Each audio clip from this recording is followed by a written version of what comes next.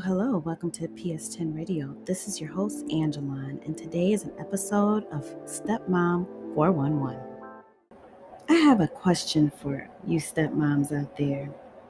I know I'm not alone in thinking this because of the evolution of families and the way that things go on in the world with people being like, forget you, I'll go to the next person, or not really sticking out in their marriages, or kind of giving up on any longevity of relationships. They kind of don't want to be monogamous as much anymore, and just different things like that. And then people change their mind and they're like, I want a family. But after you have done everything that you wanted to do, you may have kids already with someone else, or be in a different relationship than the person you had children with, or had a divorce, or any kind of thing like that. The evolution of families, basically. These patterns that we've created in our society of, it's okay, you don't like this relationship, move on.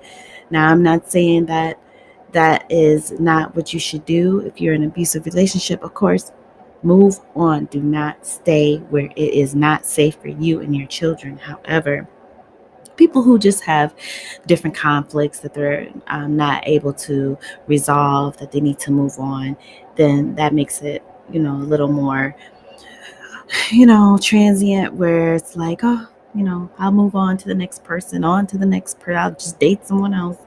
So once, especially this generation, that we are seeing these patterns be a lot more acceptable than they were in the past, where people would just stick it out and stay in things. So definitely don't want people walking around unhappy, or in relationships that are making them feel worse of a person, worse as a person, or making them feel like they are not worthy of love, or being manipulated, being used, being hurt, being degraded, being felt less than. We don't want people feeling like they cannot be themselves in relationships. So definitely not a proponent of just staying in things just to say I stayed.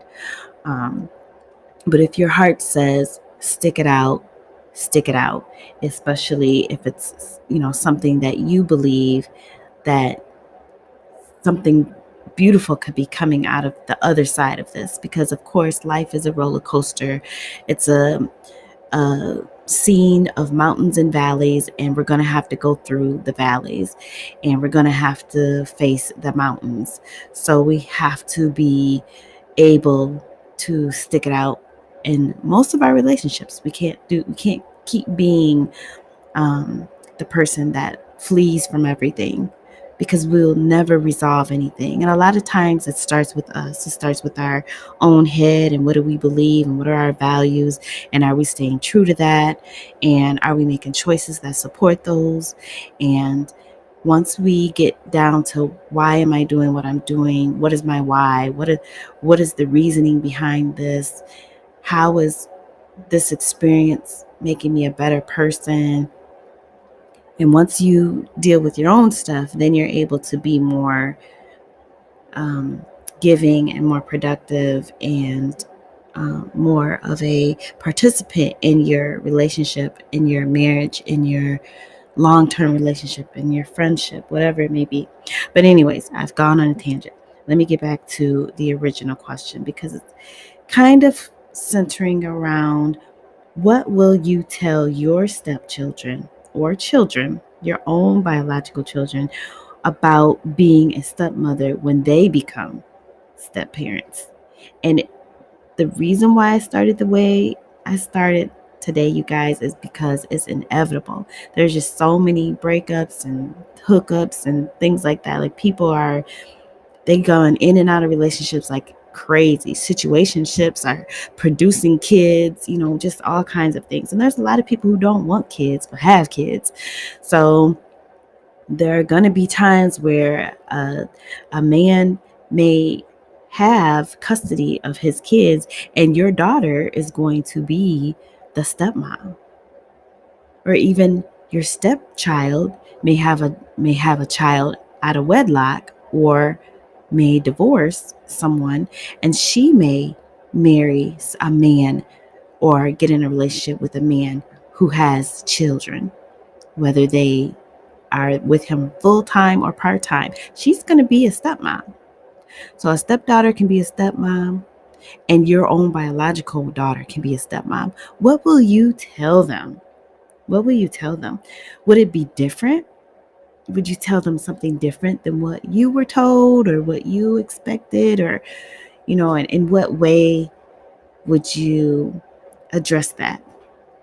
As a grandparent, as a step grandparent, you may address it totally different, because you may see things differently now. Our perspectives change as we experience things, and as we grow as people individually, and as we learn to love our situation, and learn to live in our situation and not wish it was different. So as we change and we grow and we learn, our perspective and our thoughts and the way that we initially looked at it when we first entered being a stepmom may be different. So you may base what you tell your children, your stepdaughter or your daughter, you may base what you tell them off of how you feel now, or you may tell them based off of how you felt at the beginning, because you understand, like, you're going to feel this way. You're going to feel like, hey, my feelings are being invalidated. I'm being shut down for things. I'm being disrespected. I'm being left out. I'm being challenged. I'm being the scapegoat for everyone. Like, what would you tell them? Would it be different? Would it be different than what you were told? And then two, would you advise against it? Would you tell your stepdaughter, like, you don't want to be a stepmom? Look for someone who does not have a child. Or would you tell your daughter, I've been there, don't do it, I struggled? What would you tell your daughter and your stepdaughter? I'm just curious.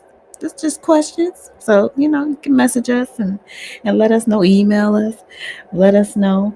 How will you help prepare them? Will you take the nuggets that you've learned? Because every experience is an opportunity for us to learn things. If you haven't grown and learned as a stepmom, and you're 5 years or more in, then you need to keep doing some digging. You should know by now at least a couple nuggets, one or two, of what you can do to kind of navigate and get through this. What will you do what would you advise, or how would you help your daughter or stepdaughter to navigate their journey as a stepmom? Because it is a journey, and every journey is going to be different, because every situation is different. Maybe they marry someone who's a widow. That's totally different. Maybe they marry someone who doesn't really see their children at all, but wants to see their children. So they're going to be facing a lot of court battles, may have a lot of child support to pay. Maybe they have maybe they're marrying someone or in a relationship with someone who has a high conflict birth mom that they're dealing with, or baby mom that they're dealing with, right? So they're going to how are you going to help them navigate that? Especially as a grown woman, and you seeing your daughter, you're going to be in this relationship with this man or a marriage with this man, and he can't control this other person because this other person is just always bringing drama, always finding something to complain about, always taking you to court, always complaining, always being combative, always arguing. How are you going to help your child navigate that? Your daughter, your stepdaughter? Will you even get involved? Are you going to be, that mother that's like, you know what, she's going to have to learn her own path, her own journey, navigate her own journey. I'll just be here as a soundboard, but I'm not saying nothing. Like, what role will you play? It's interesting because I even think about that as, as our kids get older, as my stepdaughter, she is an adult, 24 years old, 25 almost. She's an adult. So how will that how will I be able to, actually I think she's already 25. Okay, wait a minute. I think she'll be 26. So how will we navigate that? How will I be able to support her in being a stepmom, knowing that I'm a stepmom?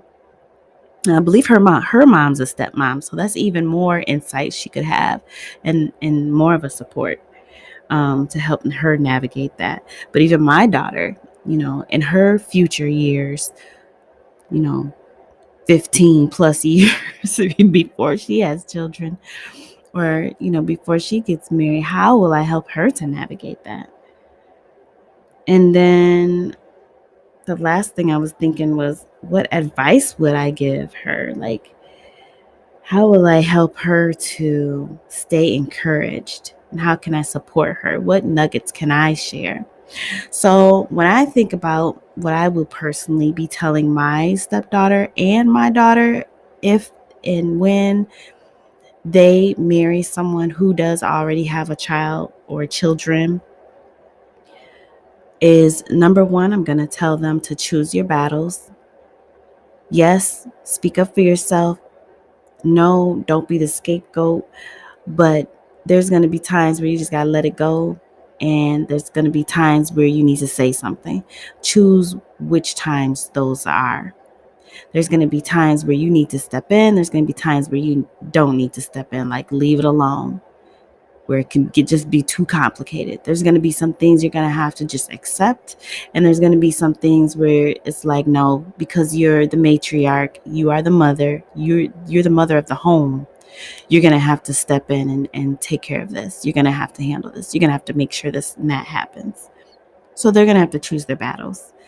They're going to have to decide what battles those are and what choices they have. But I'm just going to let them know the general, choose your battle. That would be my answer to them. Choose your battle. And then number two, I'm going to let them know to let the dad be the parent and you be supportive of that. Let the dad parent. Of course, you will probably parent different when you have your own kids, or you will parent your own child different, or children differently than he parents his children or child. But you have no control over that. You only have control over your household. And if his children are a part of your household, all you can do is, as a true matriarch, as the mother of the home, is kind of set the rules, but, with him in private. So you guys need to agree in private and be in unison, and then allow him to be the parent. Let him be the enforcer. Because in the end, unless he is highly gave them the message that you need to respect and honor my wife to the point that she is in charge no matter what, it's going to be some conflict. They're going to play you against each other and things like that. But if you let him be the parent, let him roll out what you've already agreed to in private, in unison, then you don't have to worry.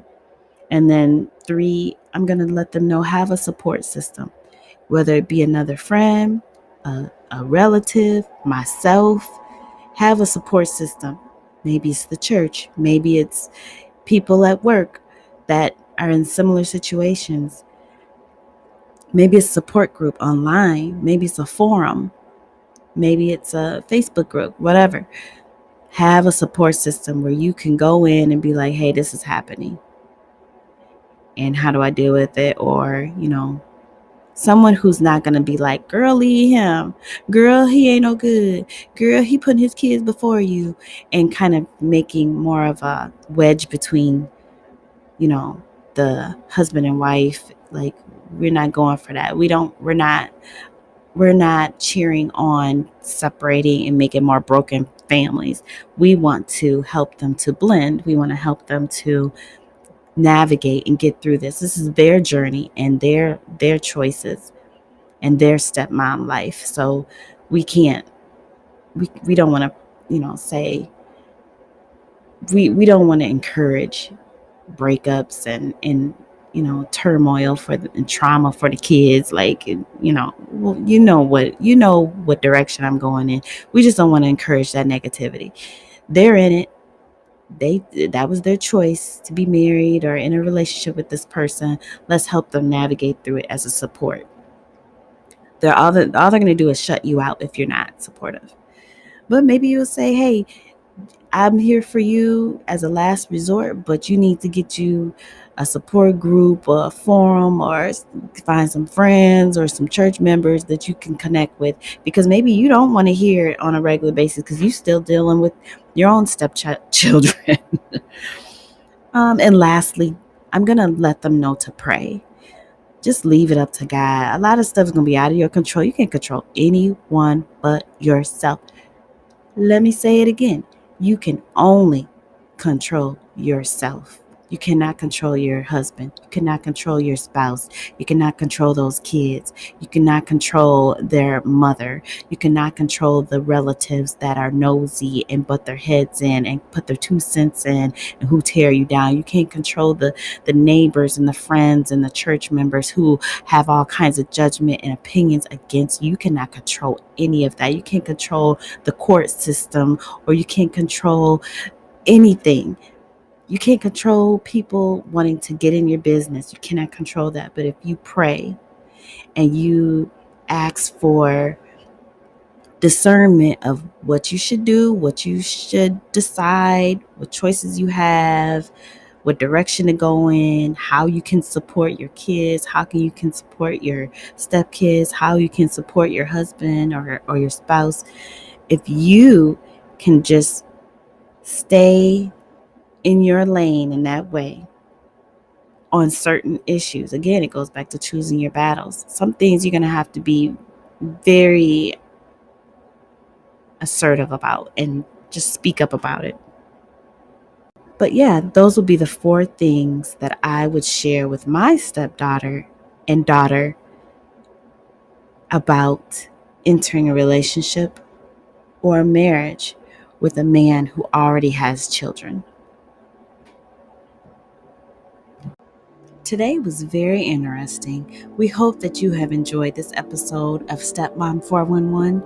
And as always, be the best you can be, one positive step at a time. Peace.